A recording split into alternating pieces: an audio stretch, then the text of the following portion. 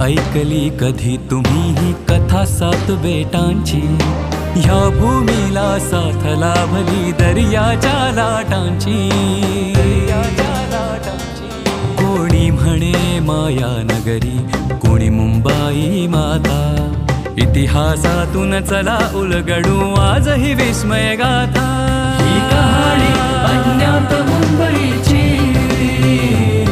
ही कहाणी अज्ञात मुंबईची. श्रोतेहो नमस्कार. प्रसारित करत आहोत अज्ञात मुंबई या पुस्तकाचं क्रमशः वाचन. लेखक नितीन साळुंखे, वाचक अक्षय शिंपी आणि नेहा कुलकर्णी. संकल्पना शैलेश माळोदे.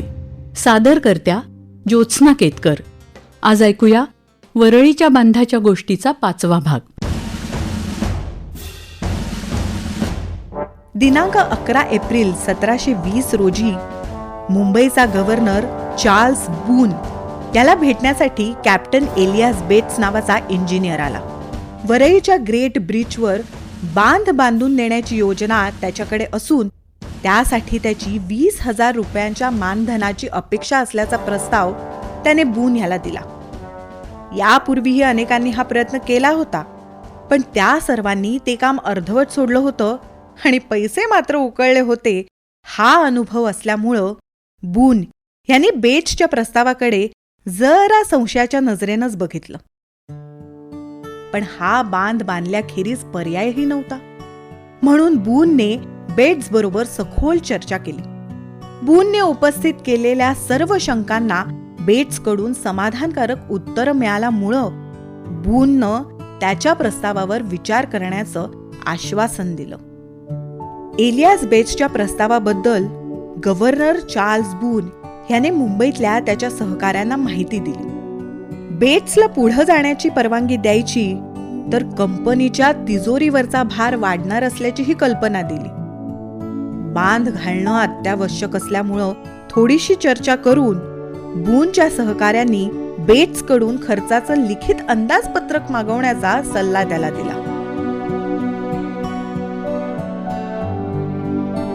2 दिवसांनी बेट्सनं आपला प्रस्ताव आणि संभाव्य खर्चाचं अंदाजपत्रक बून आणि त्याच्या सहकाऱ्यांसमोर ठेवलं.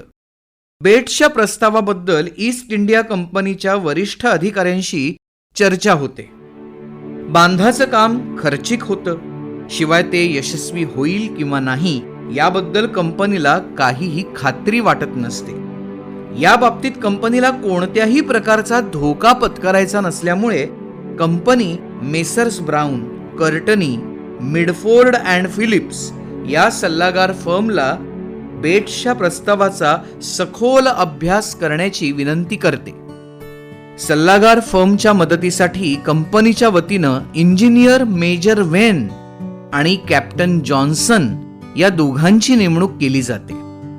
1 महिन्यानंतर म्हणजे दिनांक 13 मे 1720 रोजी सल्लागार फर्म चार्ल्स बून आणि त्याच्या सहकाऱ्यांसमोर आपला अहवाल आणि बेट्सनं केलेलं प्रस्तावित बांधाचं डिझाईन ठेवते.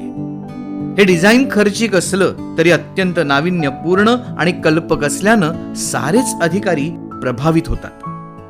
एलियास बेट्सनं त्याच्या प्रस्तावात वरळीची खिंड बंद करण्यासाठीच्या बांधाचं जे डिझाईन सुचवलेलं असतं ते यापूर्वी अनेकांनी केलेल्या डिझाईनपेक्षा खूप वेगळं होतं. यापूर्वी ज्यांनी प्रयत्न केलेले होते त्यांनी हाजी अलीचा दर्गा केंद्रस्थानी कल्पून एक भिंत महालक्ष्मी मंदिर ते दर्गा आणि दुसरी भिंत दर्गा ते वरळीचा बेट अशा सरळ रेषेत भिंती घातल्या होत्या. या संपूर्ण भागात खालच्या समुद्रात खडक असल्यामुळं भिंती घालण्यासाठी येणाऱ्या खर्चात कपात होत होती. पण या भिंतीवर समोर असलेल्या अथांग समुद्राच्या लाटा थेटपणे धडकत होत्या. त्या लाटांचा तडाखा त्या भिंती सहन करू शकत नसत, त्या वारंवार कोसळत असत आणि शेवटी ते बांधकाम अर्धवट सोडून द्यावं लागत असे. आता बेट्सचं डिझाईन मात्र खूपच वेगळं होतं. महालक्ष्मीपासून वरळी बेटापर्यंत हाजी अलीच्या बेटापासून साधारण 500 मीटर अंतरावर समुद्रामध्ये इंग्रजी सी आकाराची अर्धवर्तुळाकार भिंत घालण्याची योजना त्याने आखली. या प्रकारच्या डिझाईनमुळे समुद्राकडून ताकदीनं येणाऱ्या लाटांचा जोर मधल्या हाजी अली बेटावर अडवला जाऊन ही भिंत टिकून राहण्याची शक्यता जास्त असणार होती. या कामासाठी साधारण लाखभर रुपये खर्च होणार होता. आता योजना खर्चिक वाटत असली तरी कंपनीने नेमलेली सल्लागार फर्म आणि कंपनीचा इंजिनियर कॅप्टन जॉन्सन वगळता इतर सर्वजण बेट्सच्या डिझाईनमुळे अत्यंत प्रभावित झाले होते. बेट्सच्या योजनेला पर्याय म्हणून जॉन्सन ह्याने 2 पर्याय सुचवले. त्यातला पहिला पर्याय जुन्या पद्धतीचा होता, म्हणजेच हाजी अलीच्या बेटाला मध्य धरून डाव्या उजव्या बाजूंना 2 भिंती घालण्याचा. त्याच्यामध्ये त्या ठिकाणी पूर्वी अर्धवट सोडलेलं बांधकाम तयार असल्यामुळं ते खर्चाच्या दृष्टीनं स्वस्त पडणार होतं. पण असे प्रयत्न अपयशी होतात हा पूर्वानुभव असल्यामुळे इतर सर्वजण जॉन्सनने सुचवलेला हा पर्याय मात्र नाकारतात. आता जॉन्सनचा दुसरा पर्याय मात्र नाविन्यपूर्ण होता. त्या पर्यायानुसार हाजी अलीचं बेट ते महालक्ष्मी या दरम्यानच्या खाडीमुखापासून ते थेट माझगाव पर्यंत कालवा बांधून वरईच्या खिंडारातून घुसणारं समुद्राचं पाणी या कालव्यातून माझगावच्या समुद्रात सोडावं. ऐकायला छान वाटत असलं तरी हा पर्याय मात्र व्यवहार्य नसल्यानं तोही फेटाळण्यात आला आणि कॅप्टन एलियास बेट्सच्या योजनेनुसार काम सुरू करण्याचा निर्णय घेतला गेला. दिनांक 24 मे 1720 या दिवशी कॅप्टन बेट्सला त्याची योजना स्वीकारली गेली असल्याचं कळवण्यात आलं. या कामासाठी आगाऊ मानधन म्हणून बेट्सने मागणी केलेल्या 10,000 रुपयांच्या रकमेत तडजोड होऊन त्याला 6,000 रुपये देण्याचं कंपनीनं मंजूर केलं. बांधकाम पूर्ण करण्यासाठी बेट्सला 9 महिन्यांचा कालावधी लागणार होता. या कामासाठी बेट्सने सुचवलेला साधारण लाखभर रुपये खर्चाचा अंदाज कंपनीनं मान्य केलेला असला तरी आधीच्या अनुभवानं हात पोळलेली कंपनी आता Messrs Brown, Courtney, Midford and Phillips या सल्लागार फर्मची या कामाच्या व्यवस्थापकपदी नियुक्ती करते.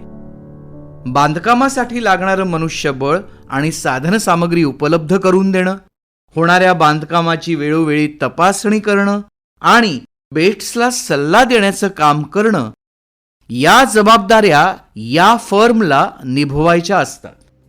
सर्व पूर्वतयारी पूर्ण झाल्याची खात्री केल्यानंतर जून महिन्यात बांधकामाला सुरुवात करायचं निश्चित केलं जातं. हा होता अज्ञात मुंबई या पुस्तकाच्या क्रमशः वाचनाचा आजचा भाग. उद्या आपण ऐकणार आहोत वरळीच्या बांधाच्या गोष्टीचा पुढचा भाग.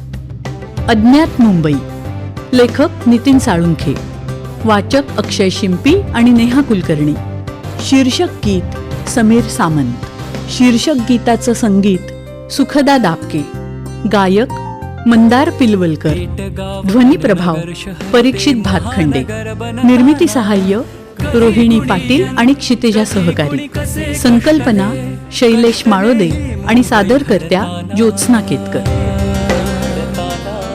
चला पाहूया काही खुणा ज्या कथा सांगतील आता. इतिहासातून चला उलगडू आजही विस्मय गाथा. ही कहाणी अज्ञात